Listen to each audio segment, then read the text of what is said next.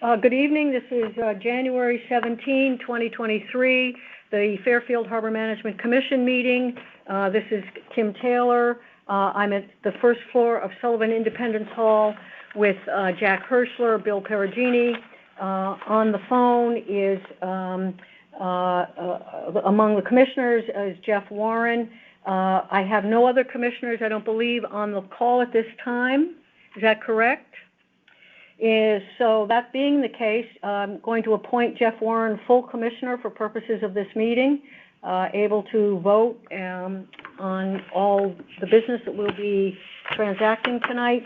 Also here with me at Sullivan Independence Hall, Jeff Stedman, Betty Gabriel. We also have our mooring contractor, Jeff Engberg, on the line, and two members of the public. So I'm going to call this meeting to order with the Pledge of Allegiance to the flag. I pledge allegiance to the flag of the United States of America and to the republic for which it stands, one nation, under God, indivisible, with liberty and justice for all.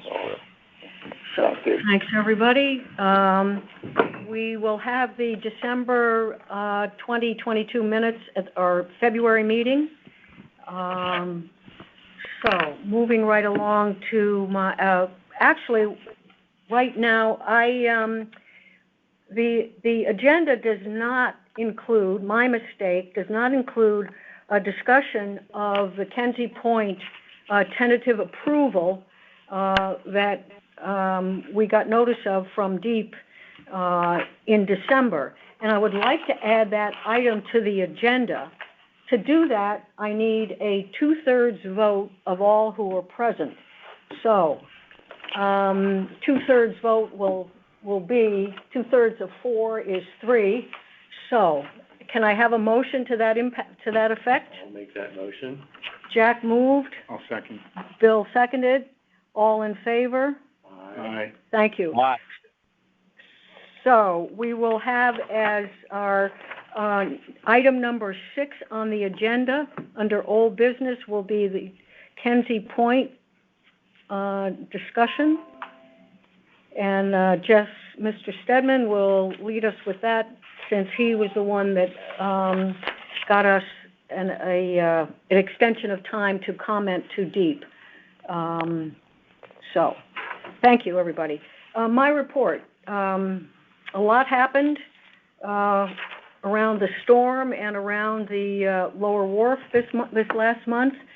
But the first item on my report is that I let Bill Hurley, the town engineer, and John Micilio, director of public works, know the extent of the work that the scope of the work that we authorized RACE to describe in its application to DEEP for repairs to the lower wall.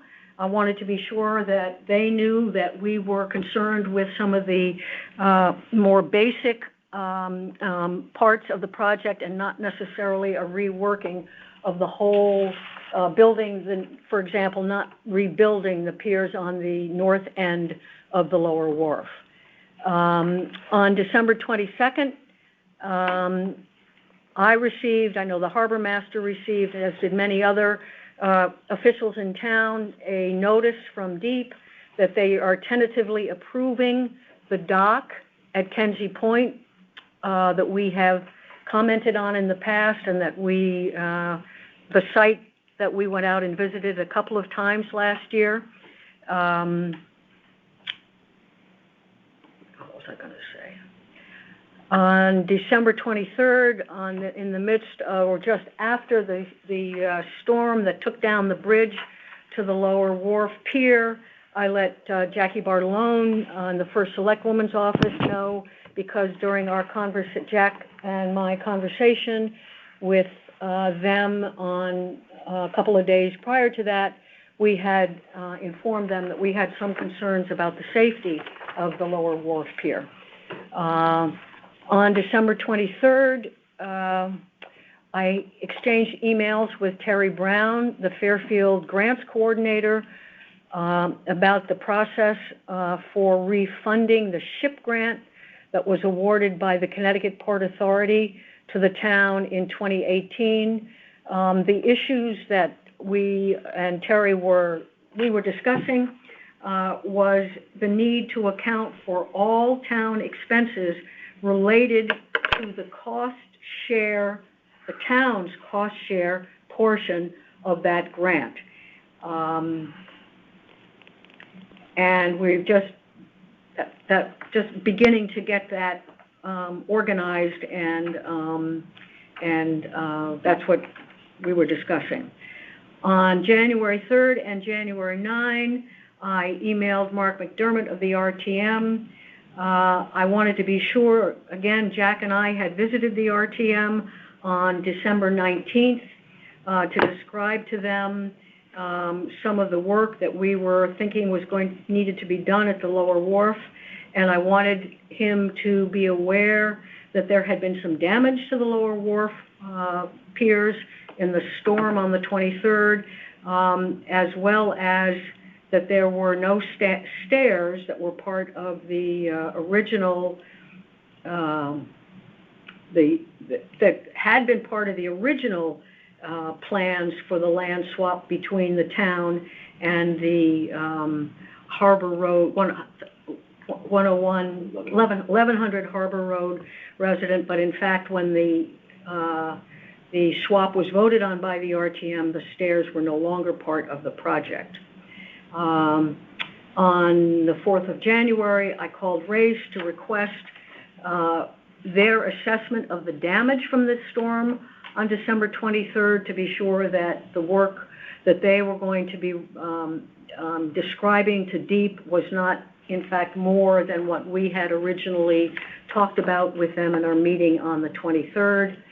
On January 6th, Dan Thompson of Southwind Construction Company inquired about the dredging project and indicated his company's possible interest in bidding on it. I let him know that it was a Corps of Engineers project and there probably would not be any opportunity, at least not that we were aware of at this time, to bid on the project, but that if that changed, we would let him know.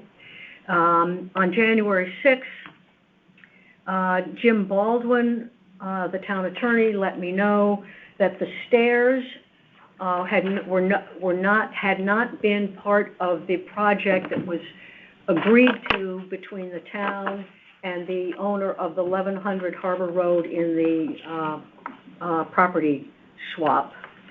And on January 11, I met Devin Santa down at the Lower Wharf, and we looked around at the damage and Devin determined, based on pictures that he had with him of the conditions down there prior to the storm, that in fact there hadn't been any additional damage to the wall, and obviously the bridge to the pier is gone, but no additional damage other than that to the pier. Any questions about any of that? I know I went through that pretty fast, and I'm happy to repeat if anybody needs me to repeat it or answer questions.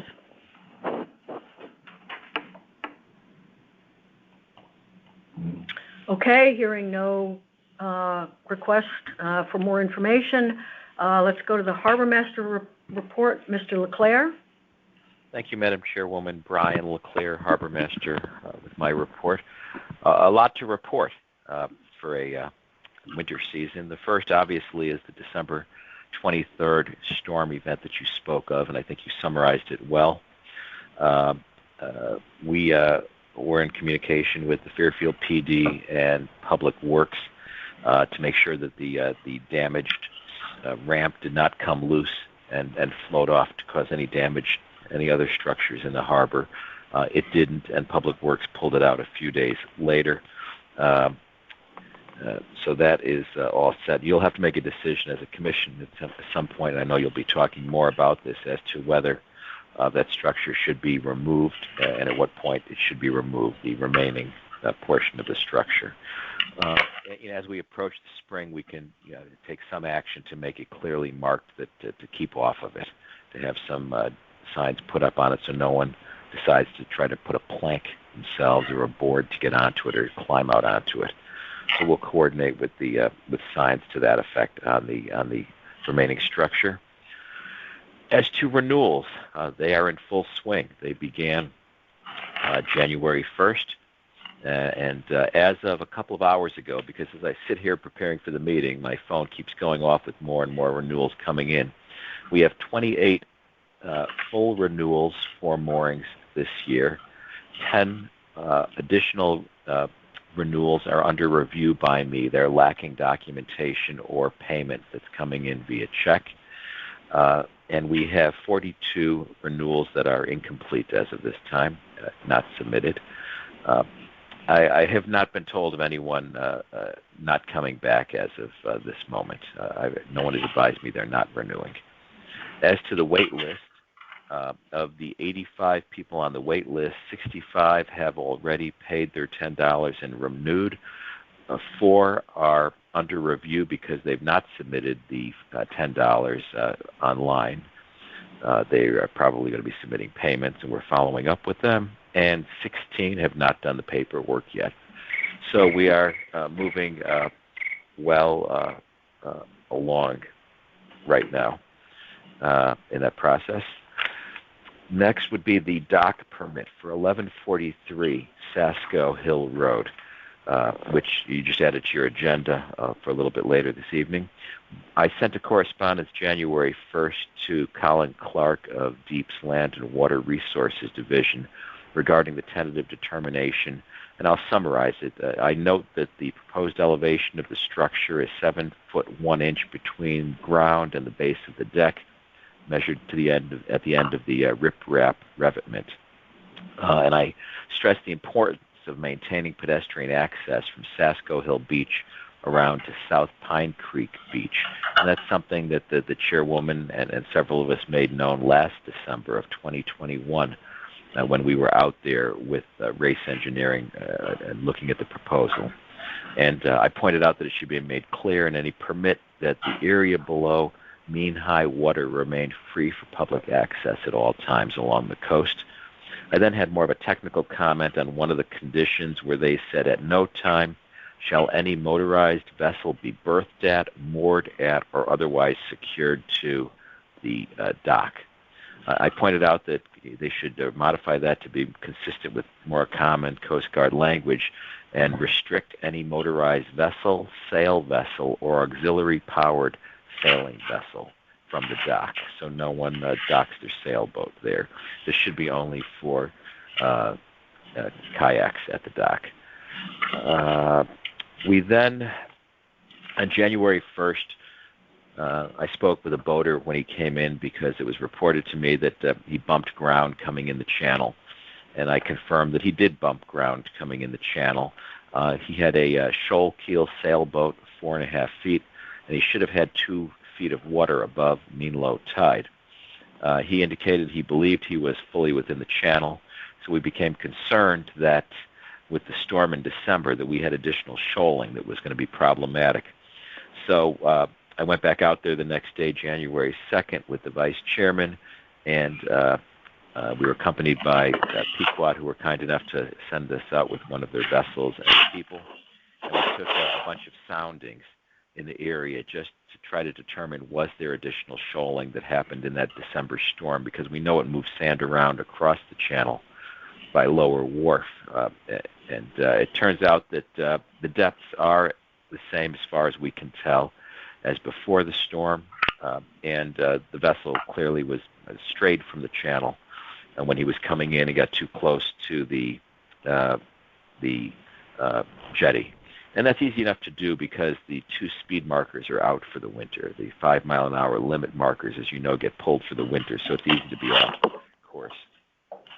I was back out there yesterday inspecting the moorings floats that were pulled in for the season. As you know, a third of the area, North Anchorage, the Helix area, or the South and Wall anchorages have the moorings pulled on a 3-year cycle. This year it's the Helix area, so I took a look at the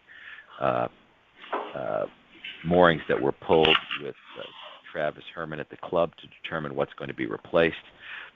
At that time, we also I took a look at the 2 5-mile-an-hour speed marking buoys and indicated to Travis that we need to not replace them but get new decals to wrap them with no wake and 5 mile an hour and the triangle on them, because they're very faded and have been peeling away. So Travis has ordered them already, and they'll be affixed before they get put out in a couple of months. I also spoke to him about an additional buoy. In the event that the fishing pier is taken down at some point over the next couple of months, depending on the permit status and your decision as the commission, I'm concerned that small sailboats or boats may stray too close to the wall where it gets very shallow very quickly. So there is an extra 5 mile an hour buoy that we could deploy there if necessary, as well as skin it with just a diamond danger marking, just to keep boats from going too close if in fact we take it down. Because folks don't realize how close they can actually go to the country club side. The channel is narrow, but it's deeper on the country club side. So that's available if we need it. I also discussed with Pequot a replacement schedule for some of the floats, the mooring floats. And let me get my notes out of that. This, I believe, is a season of a lower cost to the club for the mooring program, because a number of those are helixes, as opposed to moorings that need to get pulled out at the north anchorage or the south anchorage. And some of them are we're getting some mooring balls waterlogged, or we're having issues that some of them are not quite big enough, and they get pulled under if they have 2 lines coming off of them. And the thought was that maybe this is a good time to upgrade some of those. So I had Travis get some quotes for me, since Pequot is replacing a number of mooring floats in the north anchorage and are getting a bulk discount because they're over the minimum. At this point, we could jump on their bid and get that bulk discount as well. And he sent that over to me just a little while ago. He's been working on this today. And we can get, for 14 of these new floats, they would replace all of the helix mooring floats that are positioned between 2 boats. We'll then take other balls, paint them orange, and put them on the end, these ones we have already. And we can take the 14 that we have, and most of them are still serviceable, and put them in other areas in the channel and replace some of the other smaller ones that are either waterlogged or are damaged. And if we decide to do that as part of a periodic maintenance program, that cost is $6,860. And they can be added to the Pequot as well. So that's something you could talk about, or you should talk about. While you're talking about purchasing things, I think we should discuss spending a few $100s on getting a portable depth sounder. So 3 times already, twice, once in the summer, once in the fall, and now beginning of January, we are in the channel. It takes 3 people to try to, or very difficult when I do it myself, to try to take a tape measure, drop it off the dinghy with a weight on the end to determine how deep the channel is at different points. If we get a portable depth sounder, we can periodically zigzag the channel just to make sure we're maintaining the depths we think we are. So if there's something that needs to be marked because of shoaling, or it gets worse faster than we expect, we can notify the Corps and have it taken care of. So that's something we should probably think about doing, just so I can periodically, when I'm out on patrolling, just run those depths to see what they look like, and if there's anything that we notice is too shallow. And finally, yesterday I also did some dock inspections while I was out on the boat, and I noticed an issue with Yee Yacht Yard, the northerly dock. That's the one where the community sailing vessels tie up. And I raised 2 issues with the town and engineering. One is that entire long metal dock that has the 2 Ideal 18s plus about half the dinghies does not have pilings on the end of it. Its sole means of support are the brackets, 2 brackets at the top of the cement wall that hold it in place up by the light pole and the fish cleaning sink. Uh, I asked them specifically because there are some 6x6, it looks like, beams that hold the dock up uh, with the metal gangplank just kind of freely resting and not supporting anything. I asked them what the replacement and inspection program is for that, because that's something that they have to keep an eye on, the town. We all do, because if that dock were to break off, it's either going to float away with lots of boats, or more importantly, can do an awful lot of damage if it comes floating down the harbor with 20 boats attached to it, taking out other docks and moored vessels at the same time that can't support that weight against it. So I asked them to look at that. And the second thing I noticed when I climbed up underneath it, the wooden supports for the floating dock next to the stairs are bolted onto the concrete, but if you look under it, it's eroded away in the middle, and there's a significant sized patch. I sent the chairwoman some pictures of it. There's a significant area that's hollowed out, and I think engineering has to look at that to determine whether that needs to be filled or whether that's a structural issue, because we don't want this coming down also. So that's something else we're going to have to be. I'll keep my eyes on over the next few weeks during the off season to get that taken a look at and/or corrected as necessary.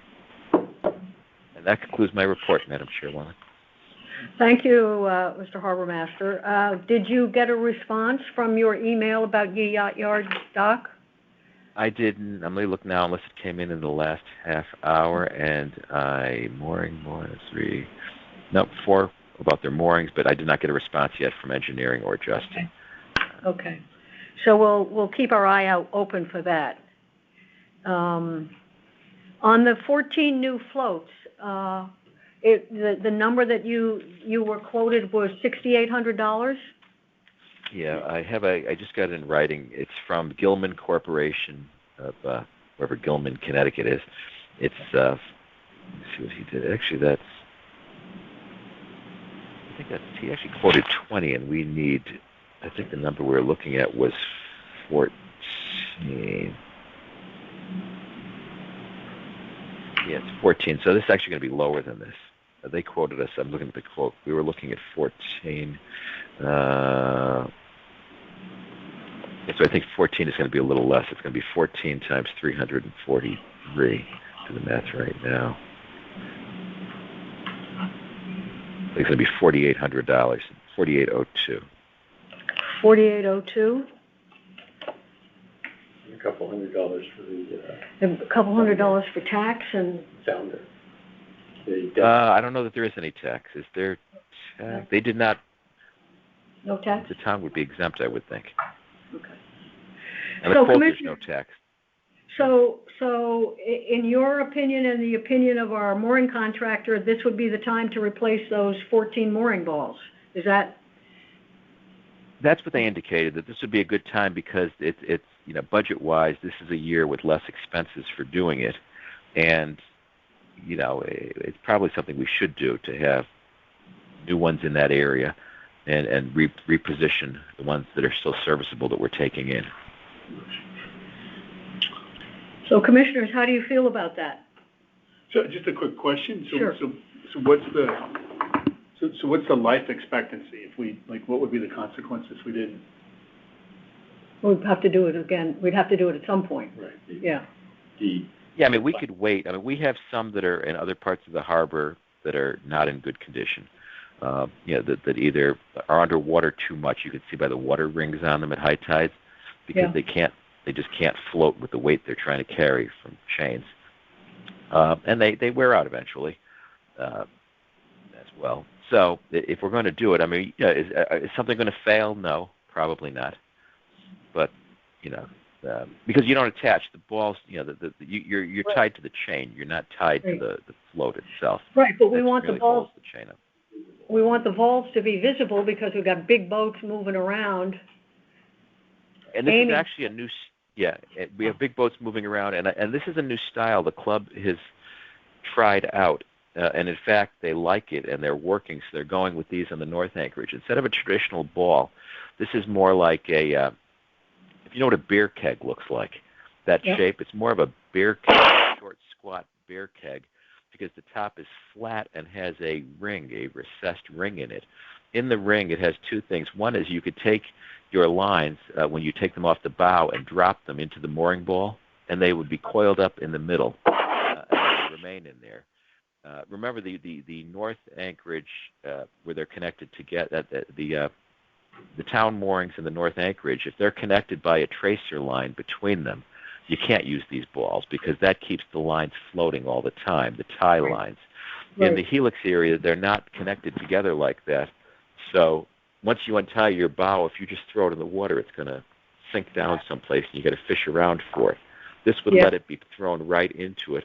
And with boats coming in and out, once they're put in, those lines stay clean and sit there. The other thing they have, which is interesting, is there's a receptacle for putting a mooring flag pole. So if you wanted to attach your line to a pole, there's actually a holder for it, a hole within the recessed disc. So you could stick one of those poles in, so when you bring your bow in, and these are larger boats that go there, you can run up on the bow, grab the pole without having to use your boat hook, and your bow line and or your stern line are attached to it. So it's a fast way to grab your line and less of a chance of hitting it, tangling up, or bumping into another boat. And they seem to be working where Pequot has them at their other, they like them where they're using them in the other areas. Jeff, Warren, do you have any comments, any thoughts? I just have one question. Do we have that $4,800 budgeted already? This would come out of the mooring fees account. So we can afford it, easily afford it. The town. Good. This would not be from the money appropriated by the town. This would be from the account that is created from mooring fees by boat owners in the mooring field. Okay. Well, it sounds like a good idea to me. So could I have a motion authorizing? Bill has moved. What are we? Bill has moved. What are we moving here? We're moving the purchase of 14 floats. Purchase of 14 mooring floats. I suggest we also put the approval for the depth thing, so we're not using a tape measure again to measure the depth. I was going to put that as a separate item. Separate item, okay. So I move that we approve the recommendation that we replace those. The 14 mooring ball floats as recommended by the Harbor Master and Pequot Yacht Club. I have a second? Yep. For a total of $4,800. 4802, I think it is. Yeah. You want to put a not to exceed in case Let's say not to exceed 5,000? Or well, it'll be within 4,900, I guess. I don't know. I don't okay, know. Yeah, that's fine. Yeah, it's reasonable. Not to exceed 5,000, and then we've got some. We don't have. Sure. Okay. Can I have a second? Yeah. Jack okay. I'm going to let you do it, Jeff. Okay. Jeff Warren, I'll second. So the motion is to purchase the 48 mooring ball floats as recommended by the Harbor Master and our mooring contractor, Pequot Yacht Club, for an amount not to exceed $5,000. Any discussion? Okay, no discussion. All in favor? Aye. Aye. That's unanimous. Okay. And I think on your second item, Brian, the portable depth sounder. What commissioners, how do they feel about that? I think it's a great idea. It's for his recommendation. I think it's archaic to try to use a tape measure with a little sinker attached to it. There's also a large red pole, but neither of them are particularly high-tech. I think we should provide we did have a 16-foot red pole when Jack and I went out, and it looked like we were trying to take a gondola up the channel. And I think we move should the boat and I think we should equip our thrifty and capable harbor master with the appropriate tools to do his job. So, what would you say is the not to exceed amount, Brian, that you would need? I mean, maybe $300, and that'll be. And I'll try to get it.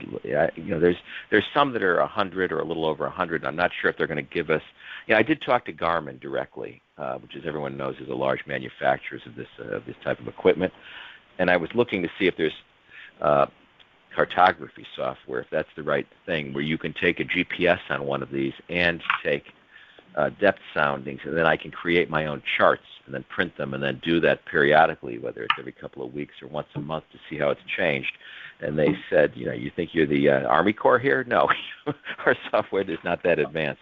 Well, it will put depths on charts. You can't create charts from it. So I'll have to do a little more research. It's really enough if I just know the depths as we're out there, as I'm going up and down the channel and around the harbor, just to show me, because I'll note, or I can set an alarm if something is, too shallow, whatever depth I sound. And then as soon as the alarm goes, I know that's a problem. And then I can figure out exactly where I am, either with cell phone, GPS, or whatever they have, and then make a note of where I am when the alarm went off, if it does. So, we're not, that's a technology that's there. So, I'll try to do as basic as I can just to give us what we really need, and that is accurate depths as we're going around the channel. Coming in and out of the channel, zigzagging, if you will, back and forth, to see if we hit anything. Because now it's just too hard with the stick and with the tape measure with the weight on the end of it to do 2 foot or 3 foot intervals. We're just not getting what we need. So, but you think $300, not to exceed $300, gets you what you need? I think as a start, I mean, I don't know, unless you want to do 500, and then I'll be frugal as I always am, or I can come back if it's going to. I have to go to the store and actually talk to the folks and look at these to get what. So I guess I'd make the motion to approve the purchase at a price that the harbor master deems appropriate at this point, presumably $300. If we can't do it for that, I'll come back and I'll let you know why or okay. So yeah. Okay. Yeah, that's fine. Okay, and Jack seconds it. So the motion is to authorize the harbor master to purchase a portable depth sounder in an amount not to exceed $300. Okay, any more discussion? All right, all in favor? Aye. Great. All right. Brian, you One have more a... expenditure. Well, Yeah. Yes. I can replace the poll. That's Jack's going to be happy. He doesn't want to come out with me again if we have to do that again. We should just take it for old time's sake. Right.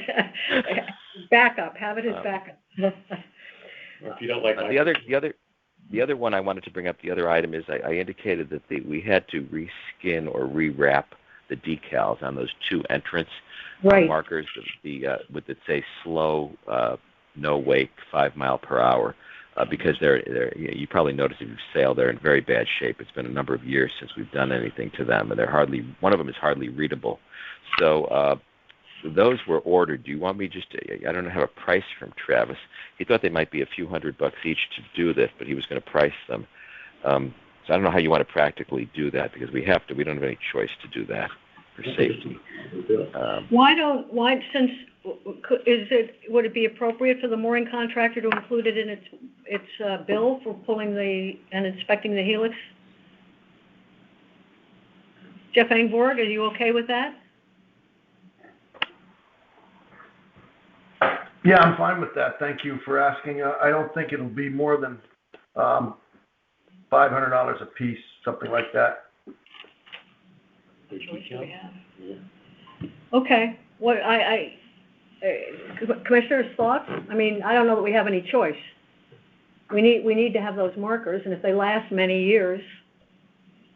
Yeah, they're structurally fine. We took a look at them when we did the mooring inspection. The buoys, because they're just a composite, are fine. We looked at the attachments on the bottom of them. The structure is fine. It's just that they're very beat up and weathered from being out like they are and peeling. So they really have to be cleaned up and sanded up. Reflective. Yeah. Jeff, why so costly? That seems kind of pricey to me. Because they're pretty big stickers, actually. They cover the whole buoy. The buoy's about 3 feet high, and it wraps around the entire circumference of the buoy, and it has reflective material on it. And I'm looking up the price right now if I can find it online. Yeah. I mean, we need to have the buoys. Right.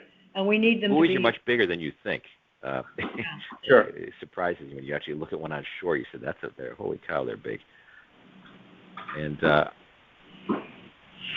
Mr. Harbor Master, while Jeff is looking up the price, we have two, what look like mooring applications for you here at Town Hall. okay, thank you. I will, well, Betty, you have not moved back yet, correct? Is Betty there? Yes, I am. Have you moved back? Have they moved you back yet or no? No. No. If I want to pick them up, where do I see you? Are you at Public Works or are you at the Fire Center? Public Works. It works. Garage. So I'll go down there. I'll swing down there this week. Gave me a heads up. You can come to the Norris Street entrance, and I can meet you. Instead of going Oh, around. okay. Instead of going all the way. I didn't even realize there was an entrance there. Sure. Yep. I know what you mean. Were you before here? To come over. Jeff, are you still looking for prices? Yes, Madam Chairman, I'm looking. I don't know it's online, so I have to figure out what they're calling it to find it.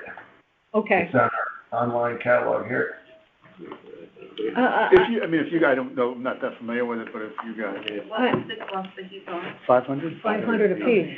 And how many do you need? Two. Two. Oh. Yeah. I just have no idea the price, it seems. I agree with you. I On the agree other, with you, but it is- on the other hand, what choice do we have? I mean, they have to be Not replacing the legible, whole buoy, right? right? And they last a long time, Do that, yeah. right? Yeah. I mean, Yeah. so can we have a motion to approve that expenditure also, or we're gonna have Jeff do that on his bill? Right. Pequot Yacht Club is going to include the price of the two decals on their, Inspection maintenance bill. it's an inspection maintenance bill, Spending money like. okay? I don't think that's Any- four. Jeff Warren, you okay with that? Right. Yes, I'm good with that. Okay, great. Okay, Mr. Harbor Master, anything else? That's all, Madam Chairwoman, I have right Thank- now. Thank you very much. Any questions for the Harbor Master? Okay, moving right along, we received two general permit applications for a dock and replacing a bulkhead at 2268 Fairfield Beach Road. As it turns out, the dock and the bulkhead are not on the beach side, they are on the South Pine Creek side of Fairfield Beach Road, and they are out of our jurisdiction. So we were informed, along with the Department of Public Works, the Shellfish Commission, and the Conservation Commission, as per statutory requirements. So just be aware that that's going on. And why would it be out of our jurisdiction? Because we're only, so that doesn't encompass. We don't go up the creek, The extent of our, Too far east. too far. Under the harbor master's jurisdiction. yes, it is. I don't know, It is under the Yeah. harbor. it is under the harbor Yes, master's because his jurisdiction. jurisdiction was extended to. Yeah, it is under my jurisdiction, and I've taken a look at them, and I'll comment as necessary. So they mistakenly sent it to us. No, they didn't No. mistake, they have to. They Oh, they have do? to, because when they file, when they file for permits before DEEP in any town with a Harbor Management Commission, the Harbor Management Commission gets noticed as well. Got it. So we get a lot of notices that don't have anything to do with our jurisdiction, that are 'Cause on our the jur- other end of right, town. Because our jurisdiction goes northeast to Kenzie Point, and that's the limitation. Yeah, The yeah. Westport. And then outright, Yeah. Got it. Brian, did you want to comment on those? You know, I looked at them, and it would appear that the dock that they're proposing is going to be within, if you draw a line between the two adjoining, it's going to be basically where they are, equal to where they are. So it's not, doesn't appear to be sticking out to block navigation or anything, what little navigation there is in that area because of the tide issues that they face. And do we think that this is the 1440, the No. Cross? Well, just, One's a COP, I don't think the other one's a, 440. Oh, okay. I don't know. I don't know. the certificates. But I don't know. if they're gonna One use- is they're replacing the bulkhead, the other, they're fixing an existing bulkhead, the other is, COP application. right. And the other is for a new dock. Right, but Right. on this one, do you have like the schedule, I think it's Schedule G that you have to provide comment? I'm not sure, I didn't take it apart. But we don't have any jurisdiction. You need to do a letter stating that, I don't know. We've just, in the past, we've passed it on to the, Okay. make sure the Shellfish Commission, because it's a certificate of permission and that's not required to be sent to the Shellfish Commission. The Shellfish Commission got it. Got a copy of this, and I believe they commented on their meeting last week. Just one comment, and not minding my own business here, because it's, but perhaps the harbor master might want to just make this comment, because the proposed conditions, again, it's not my business, I'm just looking at it. The proposed conditions drawing does not show the extended littoral property lines of the applicant.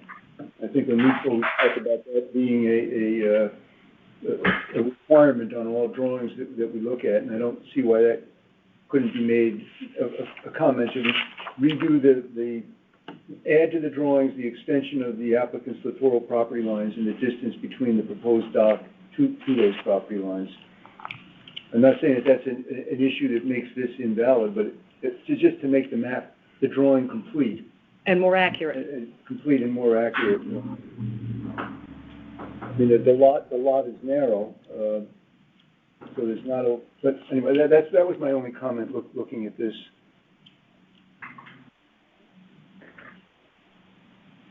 Mr. Harbor Master, did you hear that? Yeah, add the littoral property lines to the maps. Yeah. Both maps, Mr. Stedman? Pardon me? Both maps? What you're referring to, both maps or both applications? To the application that talks about the new dock, to show the extended littoral property lines and the distance between the proposed structure and the property lines. The general permit. Yeah. The general permit. The dock is. The dock. Oh, The dock. So that means it is a 440. It's a 440, so that if they come with this engineer's stamp, I think it's pretty much a done deal, right? Yeah, but I still think they should Oh, amend the drawing to show the property lines. I don't need those, originals back, if Jeff wanted them, or her master. okay. New dock project. I'm looking at it right now. Okay, we have hard copies here, Brian, if you Yeah, wanted. I printed one off. Okay. I'm using it online where I can blow it up a little bit to. Okay. Okay. Any other comments on those applications? Okay. Moving right along, Lower Wharf. A lot happened down there this last couple of weeks, and I have to say that we've had studies that talk about wind and wave washed sand, and boy, Eric Sunman's video taken at 9:45 the morning of the storm sure demonstrated that. But I don't know, aside from Devin Santa's survey of post-December 23rd conditions, I think that we are proceeding as we planned in December 20, that they are moving ahead with the work necessary to apply to DEEP for permission to repair the concrete around the edges of the Lower Wharf property to prevent the cave-in, if you will, right behind the concrete around the Lower Wharf property, and to repair the stone wall down, headed from the corner, from the southernmost corner, headed north about to where the bench is. And Devin and I were down clambering over the rocks where we probably shouldn't have been, but below the level of the Lower Wharf, it's the Lower Wharf property, looking into the stone wall, and we could see that there are 2 or 3 holes that he identified when he was here on the 20th that are still there, that he believes are what should be repaired in the stone wall. He suggested that the rocks that are on the corner of the southeasternmost corner of the Lower Wharf property really absorb a lot of the shock of the waves and the activity from the sound and from that storm itself, and they looked like they were pretty much where they were before the 23rd. So that was pretty much his assessment, that aside from some of the sand from the little beach that got blown up onto the property itself, that it was pretty much, and the fact that the bridge to the pier is gone, that everything was pretty much as he saw it prior to the storm. So he thought that we would have a COP within, answer from DEEP well within 90 days. So, questions? From submission. Correct. So do we know when he's planning to be in a position? He's working on it as we speak, okay. yeah. Okay. So that would get us to probably April-ish. April-ish, yeah. Jeff? We said we would do this and we didn't, but to contact the Historic District Commission for input into what we're doing. I thought we were going to inform them. Inform them? I thought we said. Yeah, it's out of courtesy, right? We're in the courtesy, we just tell them what we're Proposed, right? Is that what we said? Well, I think we said we'd let folks know, but I think we should, I totally agree, but we don't even have We don't have the plans. we don't have the plan, Yeah, so. Would the idea be to let them know when we submit it and to submit I think provide a so. copy to the Historic District Commission at the time? I think that's a good time to do it, when we have something in hand. And then the other topic that you mentioned, maybe repeating ourselves, but as you reported, Kim, there was no requirement to place stairs on that side for access to the beach that the town acquired in the swap of the easement in the beach. And that I guess they did not require that because they were concerned that if they did place steps there, they would also have to make the access compliant with the ADA law. But that doesn't mean that right now it's a safe access. Right. You have to walk on those rocks. Right. And someone slips and falls or catches their foot in there. Right. It's a potential problem. And did we get confirmation from the town attorney that when the RTM accepted that property, that the Harbor Commission became the responsible entity? Not specifically, no. No. Would we be responsible if someone were injured climbing on those rocks? Well, the town, I assume, would be. Like what, if someone's climbing on the jetty, like is the town, like off of Fairfield Beach Road? But the point is that the town acquired that as a public, as a piece of property that the public could enjoy. And to enjoy it, they have to walk down from the... Well, there The is... town also decided not to include the steps that were in the proposal in what was approved by the planning and zoning. For the reason that was cited. Because then we've got... Presumably for that reason.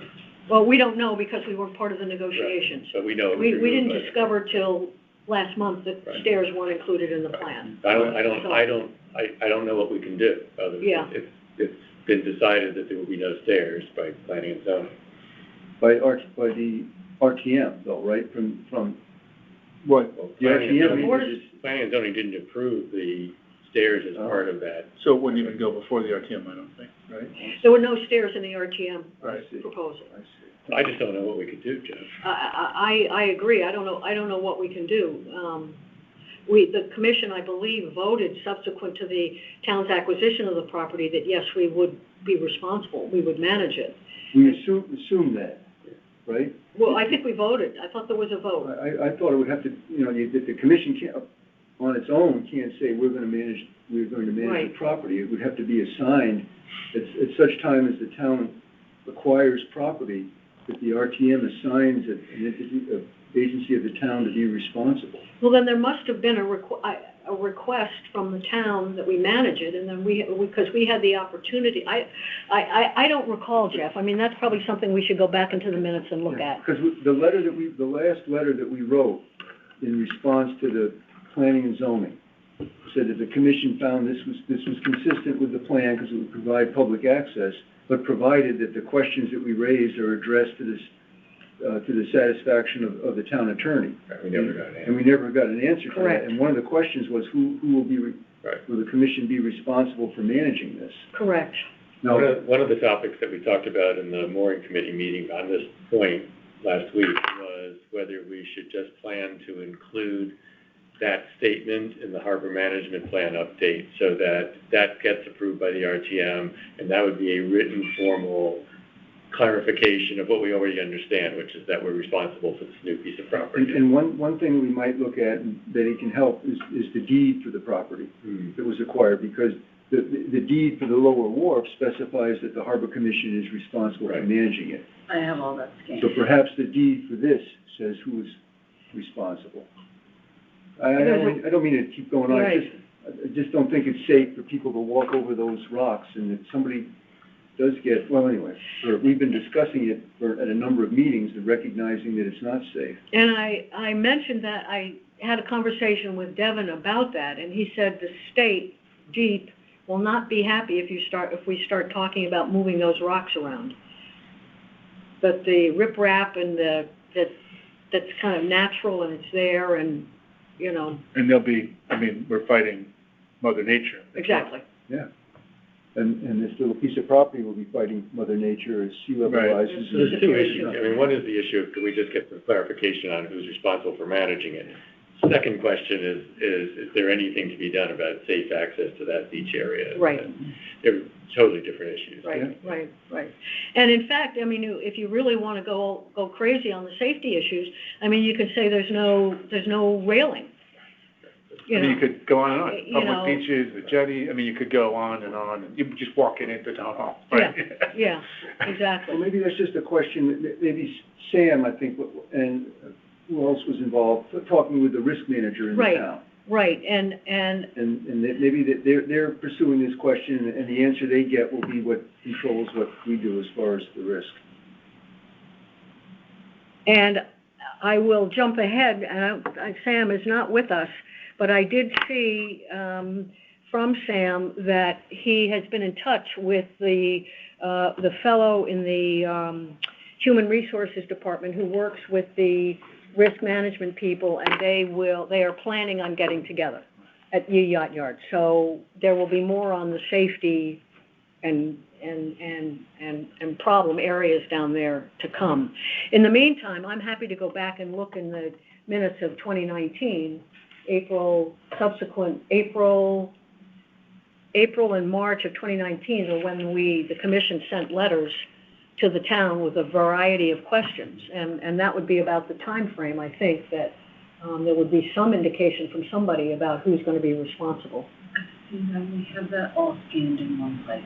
Oh, Betty, that would be Remember great. the deed, all the. Right. I might. Okay. Because I remember Okay. sending it, and Okay, so you and I Yes. will talk. Okay. Anything else on the lower wharf? Okay, sand management, Mr. Stedman, anything new? Well, just to express thanks to Don for getting the Absolutely. press release, if that's what we call it, in the newspaper. And I noticed on the Sunday edition of the Norwalk Hour, which is the same newspaper essentially as the Connecticut Post, the Fairfield dredging plans are on the front page. And I sent a link to the Corps of Engineers. Great. And I think the one thing that we're waiting on now, besides the Corps to finish the plans, is the letter of support from the Bureau of Aquaculture for the offshore placement of the sand. And also, I think we need to be maybe have a meeting with the Country Club of Fairfield representatives Okay. to alert them as what's going on. Because they're going to need to approve access through the property to the excavating equipment. We can do that. We can set up a meeting with the country club. I think that would be beneficial to do. And could that sand be deposited elsewhere in Fairfield? I mean, or is it a consequence of it being contaminated at all? Is that? No, it's not contaminated. It's beautiful sand. It is, But the project has, we've been asked that question about can we put it on beaches someplace? Right. Which is what the town did the last time when they excavated some of the material. But the way that this is planned, for the purpose of saving money and doing it efficiently and also using it for shellfish habitat restoration, is that the Corps of Engineers' own dredge boat would do this, which is it basically sucks sand off from the bottom, puts it into the hold of the ship, or the boat, goes offshore, and then the hole splits, and the sand is dispersed. Now, in this instance, it can't do all of the work itself, the boat can, so there would be excavating equipment that would place the sand into the boat. So the difference between doing it this way and the way the town did it the last time, the town put the material into trucks, took it along the beach, and took it to other town beaches. So we're making the argument that we're putting it to a beneficial purpose. This is the most efficient way to do it. The cost of the project was determined based on the Corps using its own dredge, not putting it out to bid for a contractor to bid on. I thought you were gonna say, so this is more economical, this is less costly. I thought that was your point. That's So part of by it. sucking it up like they did before, they would release it in a manner that would not allow it to be redeposited. Is that the idea? And that's why I had that big sucking device before, and then they go offshore. I thought the other rationale of going offshore was because of possible contaminants or. No. That's the other, that's the area around the, No. Around, No, this that is- was the one I was speaking of. Yeah, that's the one that's contaminated. This is Got it. This perfectly is, clean. this good is sand. beautiful This sand. is the sand and that sand, yeah. Well, so it's the yacht yard, but they use the same process where they take it offshore, and it's because it's so easy to release it. That needs to be capped. That needs to be capped. with the material. And just, so why is yacht yard, it's not that far, why is that? It's just different bait, there's Different contaminants. material.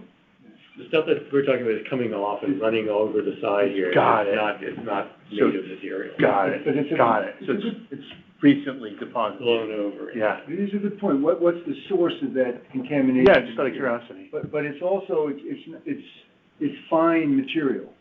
You know, it's not sand, it's silt that's here. This is, we were talking about people getting stuck in the mud over there, that's, Yeah, Yeah. it's mud. There's a lot of science behind that as well. Oh, yeah, the way yeah, it's all yeah, about. yeah. But our. That's the good sand, that's the great sand. That's the great Would sand. be valuable to the beaches, but far more costly to undergo that process, is that right? Take it out of the hopper that's Right. designed for dropping it Sure, offshore. yeah, it makes it a lot So easier. that's more efficient and more cost.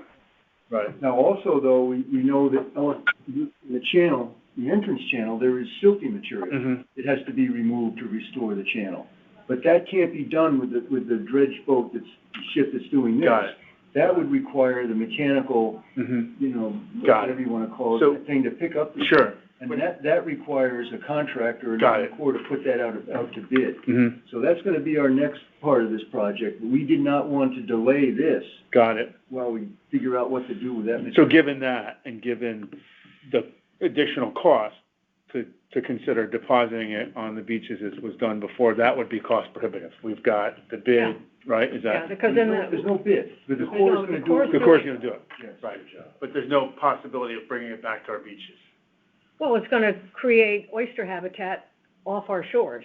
Right. But then you're gonna also, that would involve more equipment. And the reason I bring Because this up, yeah, We're not talking Yeah. about trucks now Yeah. transporting it. And also, when we did this the last time, the material was screened.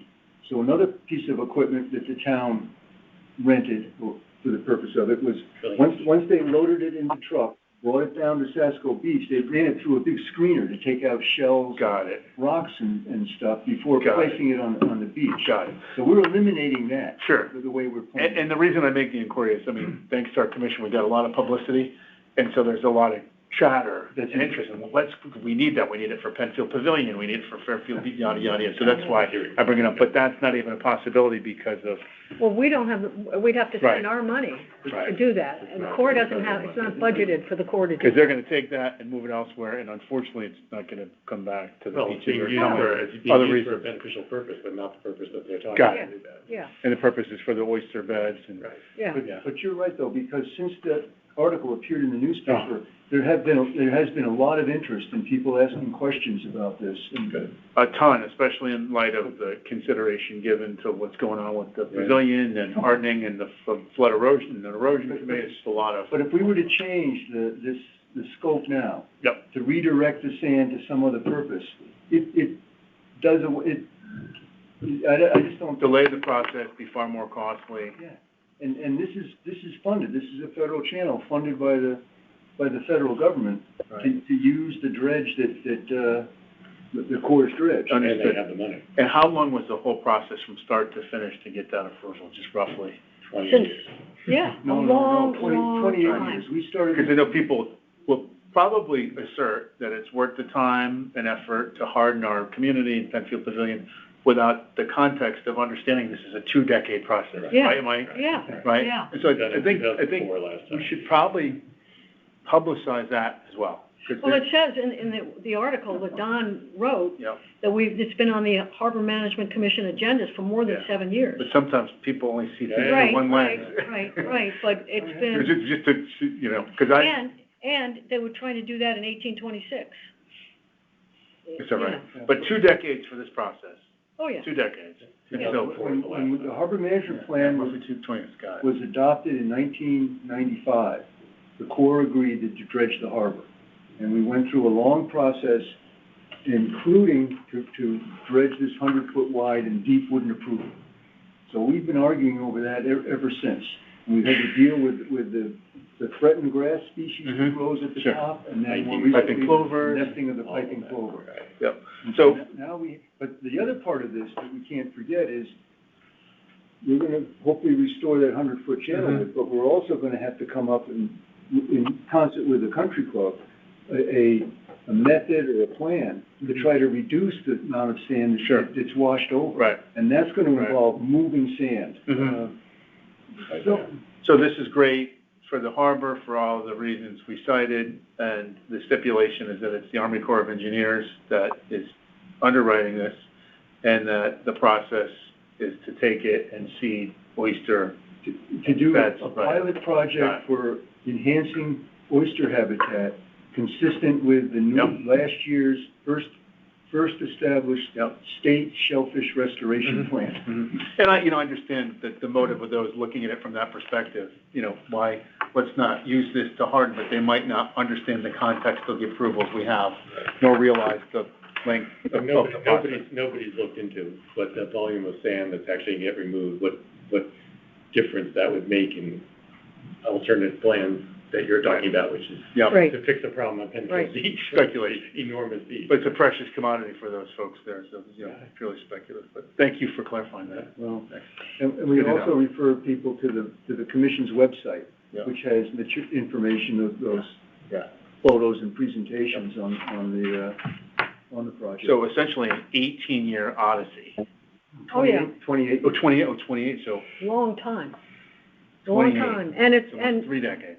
as soon as we get done with it, it's gonna start to That's- wash that's over what we have again. to do. And it's a 200-year issue because they've been doing it with oxen before that. I mean, it But was, that was the purpose of the 1828 authorization of the Right. jetty, to block the sand, Right. the movement of sand, and the jetty wasn't maintained in terms of when sand builds up against it. making it a federal channel. So the process started in 1994.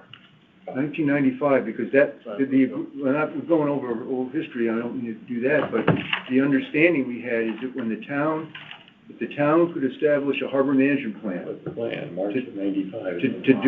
to address the issues that were of concern to the U.S. Attorney and the Corps of Engineers then, that the Corps would dredge the harbor.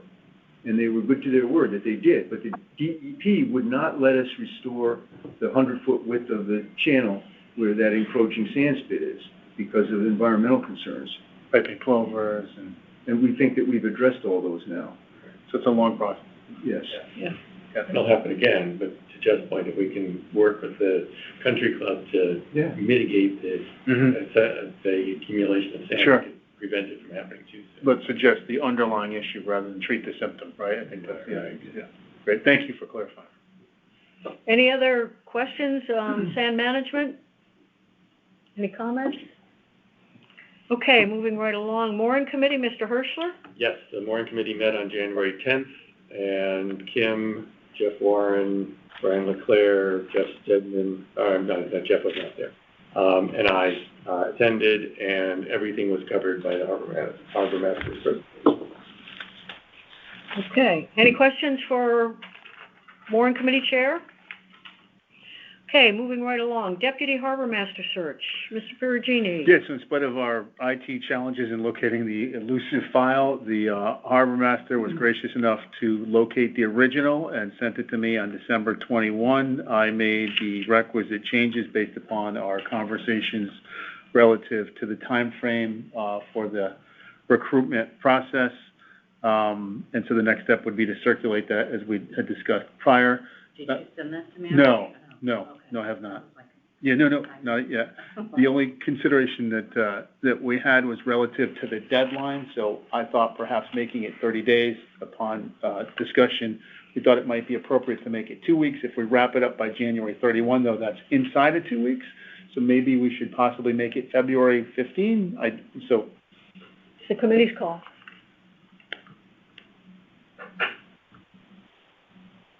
Just to make it, just because if we release it at the end of this week, it'll be less than Okay. 2 weeks. No, it's the committee's call, whatever you guys. So I guess I would move to make it February 15, Okay, just so there's roughly 3 weeks.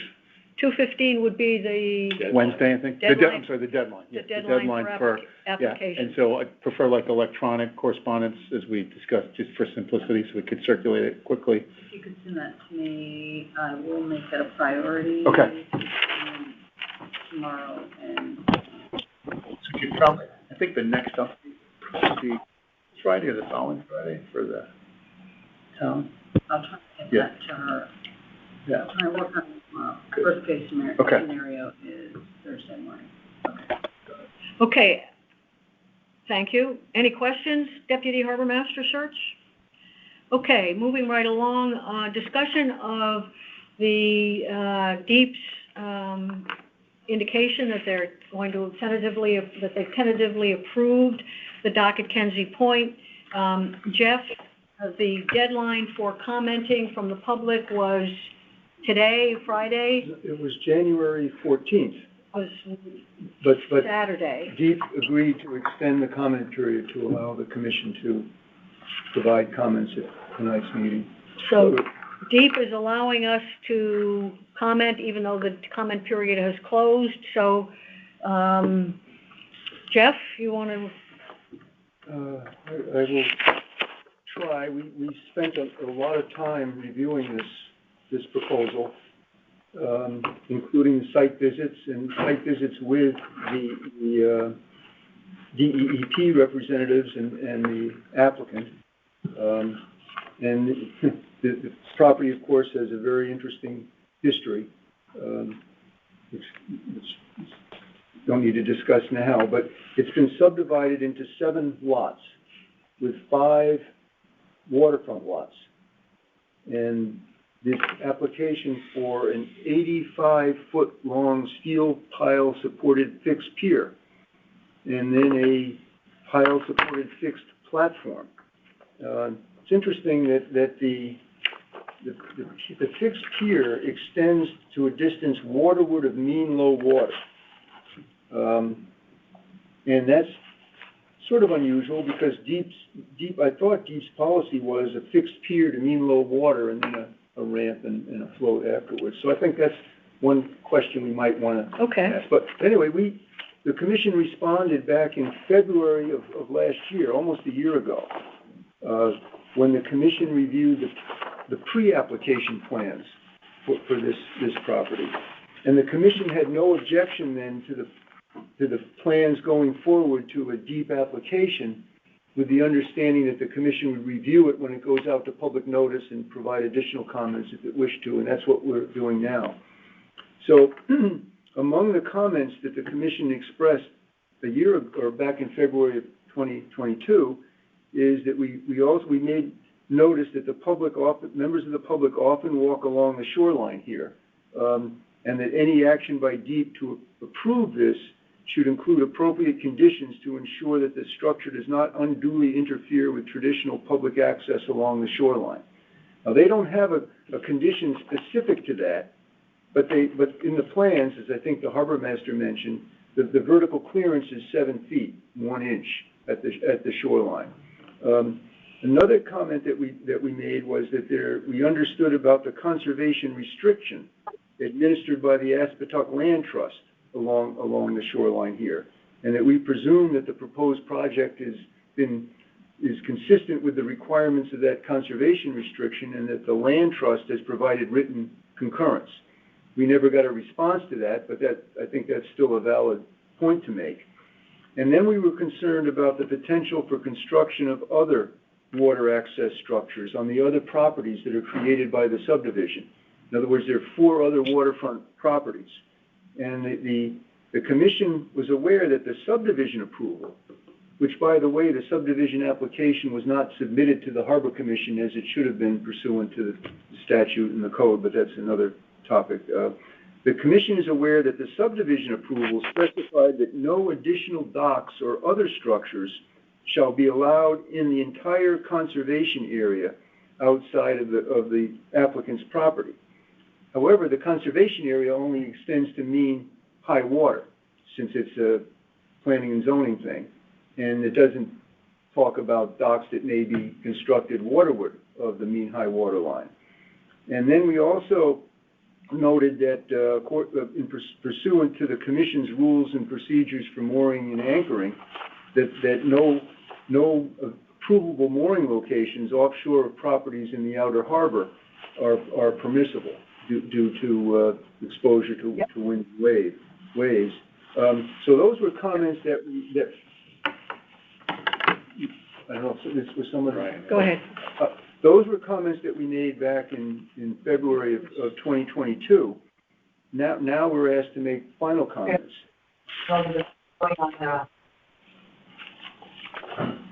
Is that? No, I think it's background noise. Now, one of the. Yeah, you can send an email, but she's not going to look at it during the meeting. Right. One of the conditions that's in the draft permit is that as a condition of this license, meaning the permit, the licensee shall not be permitted to construct any other new shoreline structures within DEP regulated jurisdiction along any of shoreline frontage of the newly subdivided lots. However, the licensee won't be owning those lots. They'll be sold to someone else. So I think that needs to be clarified. Say again what it says. It says it's going to be in the deed of the... As a condition of this license, the licensee, meaning... Developer. Right.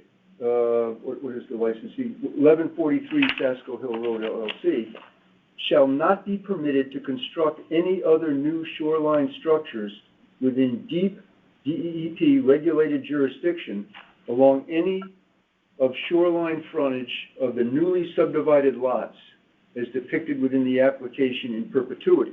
Through the land record filings, this restriction shall be documented on the land records for each of the newly subdivided lots that have water frontage, and there are 4 other lots, so that any future property owners are also aware of such prohibition. I think we would support that, but the way it's written is that the licensee shall not be required to. It says that it's going to be in the deed, though, right? Because it's going to be in the deed of the property, which would be the deed that's being transferred to the buyer of those lots, right? I'm not a lawyer, I'm just asking. Yeah. But when I spoke to DEP, they recognized that this could be challenged. And it can be challenged in part because of the precedent that was set in the case that led to all of the harbor management issues, where a dock in Greenwich was permitted to not attach to the land, but to begin waterward of the mean high water line, right, in order to avoid compliance with the zoning regulations in Greenwich. But this is a deed restriction that we're talking about here. The deed restriction. So would a deed restriction be different? That was an issue of zoning. This would be a deed language in a deed that prohibited. But I don't know that we can make this, perfect. Yeah. But the deed applies to the property that the owner owns. Yes. We're talking about property, that's not that the owner owns, but that the public owns, that water would have mean high water. I see. The deed doesn't apply to that. I see what you're saying. You know, so an attorney could certainly argue that, you know, a waterfront property property owner has a right of access to wharf out. Just without regard to whatever says in the deed that says you can't do it. Because the deed applies to the property that's owned. I think all we could do is do what we can to, Right. I think to express, to reiterate the previous comments, and to be supportive of this prohibition on future structures, because the concern is that if there are 4 other docks that could have a adverse impact on pedestrian access along the shoreline. Well, and I'm wondering if there's any way to, I mean, the harbor master mentioned in his letter that the public access around from South Pine Creek all the way around Kensey Point to Sesco Beach was important. I wonder if there's something else that we could say, because certainly if somebody can build a dock that doesn't attach to water, at low tide, that dock would be in the public access way, right? The dock that is beyond the high water mark would be in the public.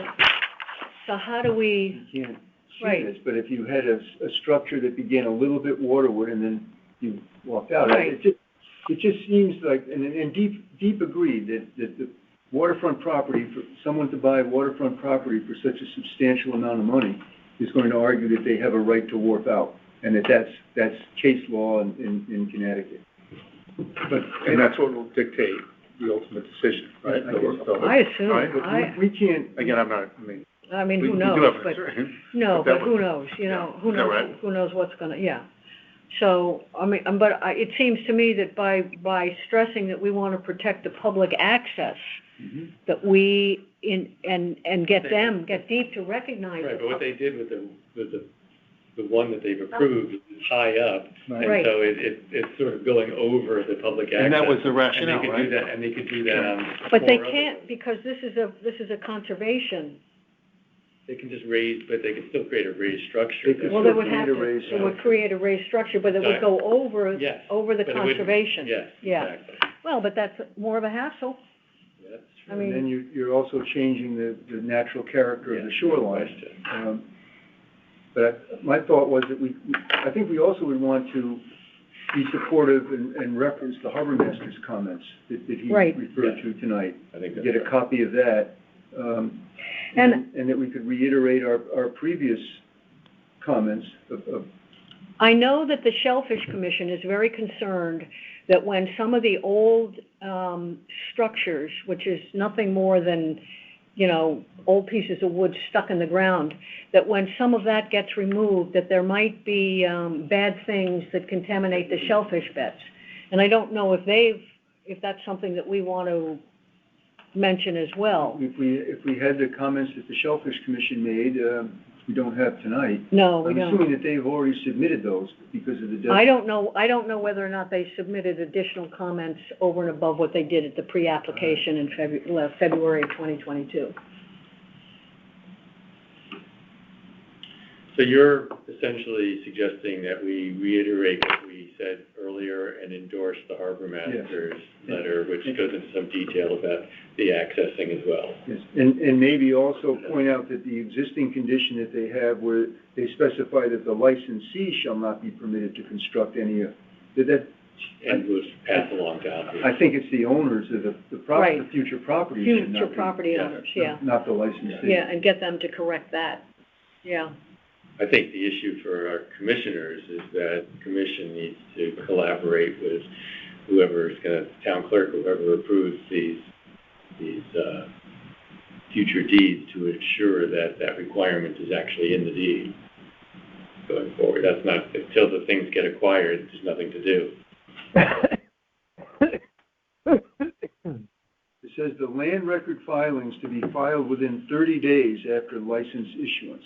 So that goes to the town clerk within 30 days, it would be part of the, I don't know how that works. I don't know how that works. I don't know who says what to whom. I'm not sure what you're asking. The DEEP is saying that there will be restrictions on these 4 subdivided 4 or 5, I guess all 5 of them, or 4 of them anyway. Four others, yes. The 4 others that don't have docks, that says that there will be docks constructed on those pieces of property. Jeff's talking about when those get transferred to a new person, that needs to carry over to the new person also, that the deed says they can't build docks.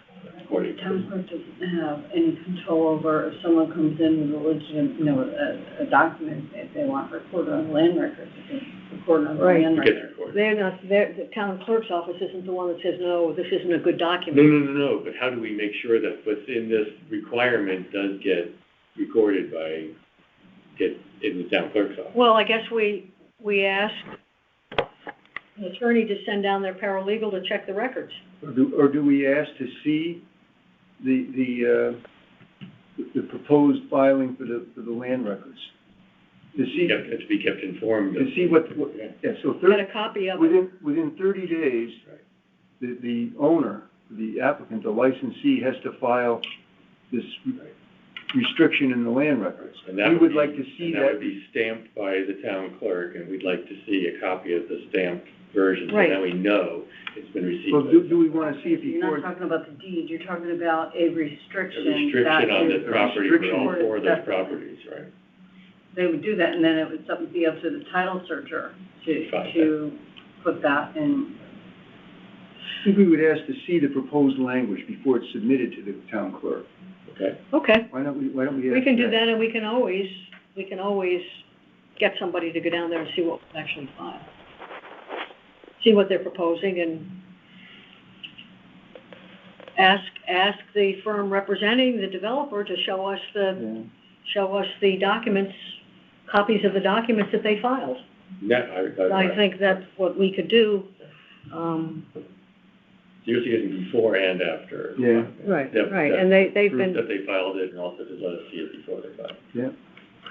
That you're talking about initially about the deed of transfer, and I was. No, this is just a restriction requirement of- that's gonna get put into any future deed. You're right, the title searcher would find that. anything else? Commissioners, anything else? So that was Sam. So he's abroad, and he meant to call in, but he's in London. He did have an update, I guess, relative to his conversation with the risk manager of the Okay. town. So he could report at the next meeting. Okay, super, thank you. Yep. Is there a motion to pass this comment? So- on to the- So commissioners, do we want to approve with a motion, an additional letter that goes to DEEP? Yes, So Jack, you're moving? I'm moving the detailed discussion of reiterating the previous points and inclusion of the harbor master's points about public access. And some additional detail on the prohibition of future shoreline structures as we discussed. Do I have a second? I'll second. Bill second? All in favor? Aye. Aye. Thanks, Jeff. Okay. All righty, Cohen v. Deep, Jeff was involved with some placeholder legislation, which is how the Connecticut legislature does business, that announces, if you will, effectively announces that there is some plans afoot to modify the legislation that creates harbor management commissions. Jeff, do you want to give us a quick report? Well, we've talked for over a year now about the impact of that case that emanated from Greenwich, and the judicial review process has concluded, and the Supreme Court, as we discussed last month, denied the town of Greenwich's request or petition to the Supreme Court to take up the appellate court's decision. And to summarize the appellate court's decision, I think it's pretty clear, diminished municipal harbor commission authority by saying that the harbor commission there's no legal authority for the harbor commission to review applications for DEEP, such as what we're doing now. Now, DEEP could always say that, well, we're letting you comment, but that's different than that there's a legal authority for the commission to do it.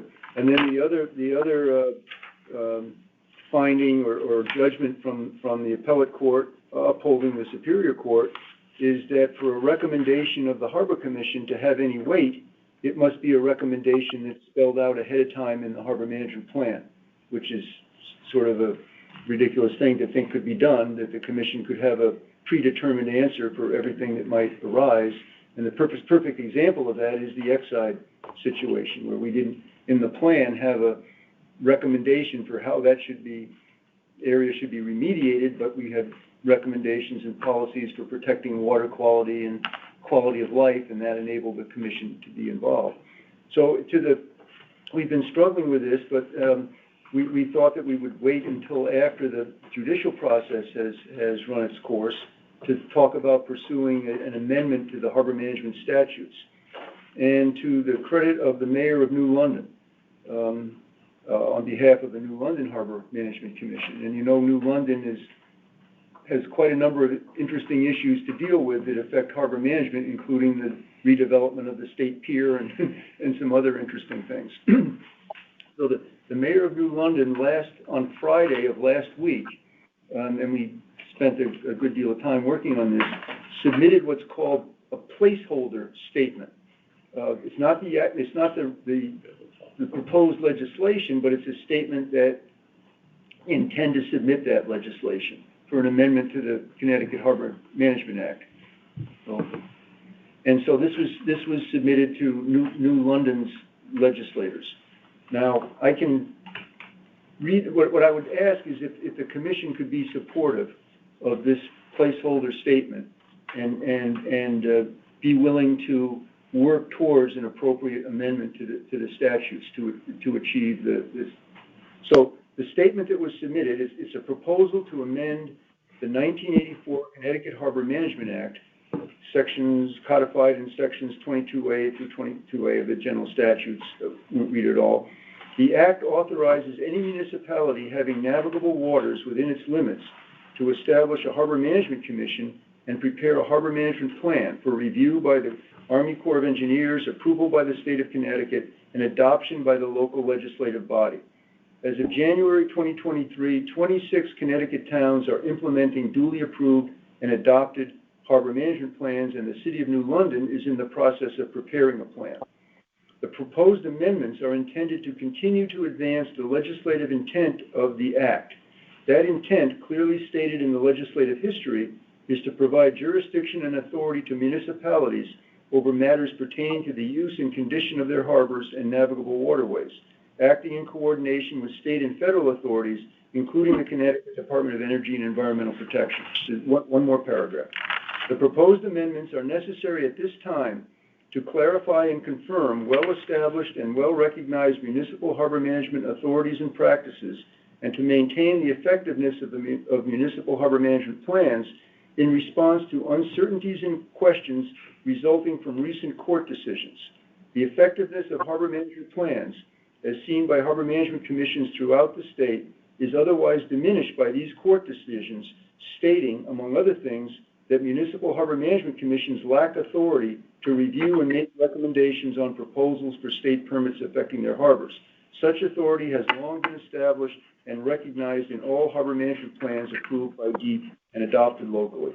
And this is submitted by Michael Passero, Mayor of the City of New London. So this hopefully gets, now we have a lot of work to do in order to get other towns to contact their legislators and develop support for this. So we have a statement, and if Don could help and get this out into the newspaper, it might be a good thing too. But we have a same length as the press release for the dredging project, explaining the issue, and we have a background report that other harbor commissions have worked on with some proposed draft language that's at least a starting point. So I wanted to ask if this commission could endorse or express support for the placeholder statement and support for working with other harbor commissions to develop appropriate amendments to clarify and uphold municipal harbor management authorities. Are you also asking for support for communication efforts about this proposal also? Yes. Okay. So, commissioners, what are your thoughts? When the Cohen decision first came out, I believe it was 2 years ago, and this commission, It was 2 years ago. passed a motion, saying that they supported efforts to clarify and to make sure that the commission's traditional authority was not diminished by these decisions. So we are already on record as not being happy with the decision of the Superior Court, and obviously as was upheld by the Appellate Court. So now the issue before us is, are we willing to support this particular statement that was submitted to the legislature, and B, dig in a little bit and work with other municipalities and our legislative team to make some legislative changes that would clarify the commission's authority when working with DEEP on matters such as the Kenzie Point dock issues. Mm-hmm. And Jeff? And the dredging project, which needs DEEP approval. Right. And it also, this affects our efforts for the last several years to update the harbor management plan in terms of what DEEP will approve, in terms of the commission's authority to review applications. I think we would be foolish not to. And that's I agree. why we exist, I right? agree. I mean, so this completely diminishes our power, and so why don't we spend all the time doing what we do? I agree. You know, so I think it's but to me, it seems like you're suggesting a multi-pronged approach through written media and through our legislators. I'd be happy to reach out to, I see Jennifer Leeper on occasion and Kristen McCarthy-Vahey. I'd be happy to, is that what you're suggesting? Yes, and in the next couple of days, we will have Don talked about a briefing document with a synopsis of a summary of the problem, this placeholder legislation, and some background report with the proposed legislative amendment to start with. And it's interesting that proposed legislative amendment was proposed by this commission a number of years ago when Mary Von Conta was chair. And we talked about this. We met with DEEP in Hartford, and the commissioner at the time said, well, we don't need that because you already have the authority in this other section, which now they're saying doesn't provide that. We should remember that conversation. We should remember that conversation. We should remember that conversation. That formed the basis for what our starting point. I'm very supportive of this. I'm a little surprised, but maybe it's okay, that the statement from New London is pretty general in terms of the threat to the towns. It's not so specific. It's an elimination of a default that was understood that the DEEP had to show cause if they weren't going to follow.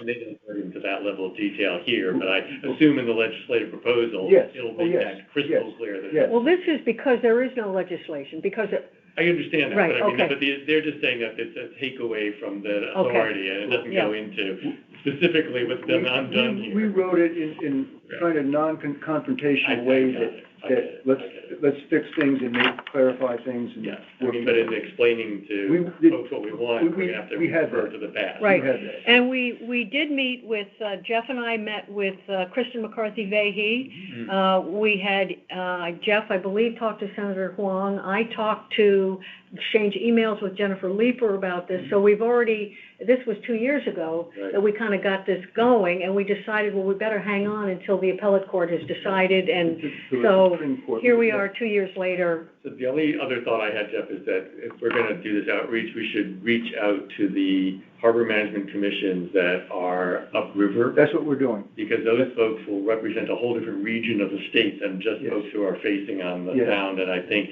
that will carry a lot more political weight if we have. And that's the next step, is to send this out to all of the harbor commissions. But I think we should, if there's even any reluctance, it's really important to get some of those communities upriver, the harbor commissions also. So unfortunately, Don is not able to be here tonight, but he drafted at least the first page of the what we hope will become a briefing book that will describe. If you get this on the front page of the newspaper. Right. We'll.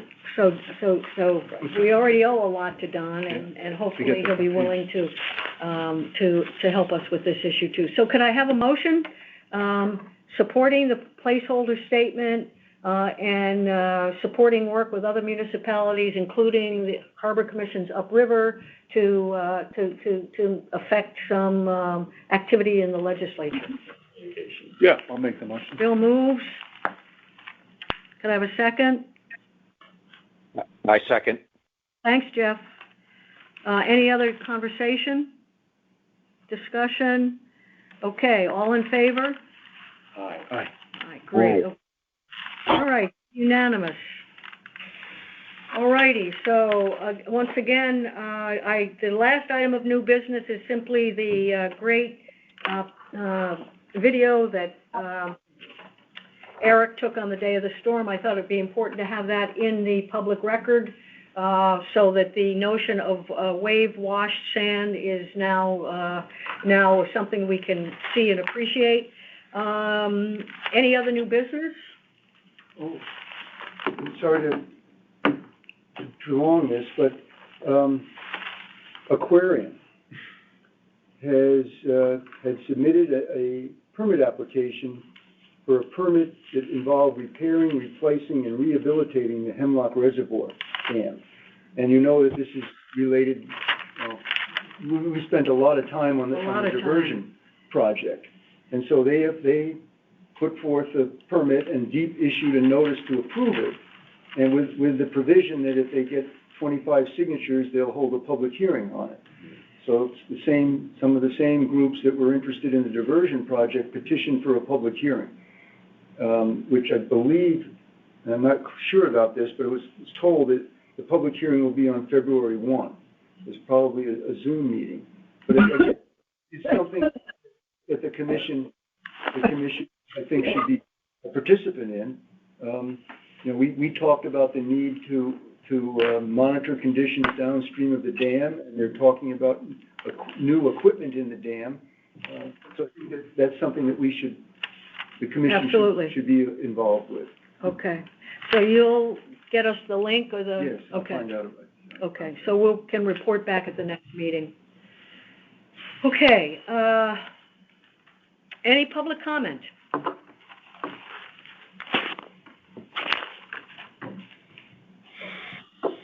None here. Thank you for asking, Madam Chairman.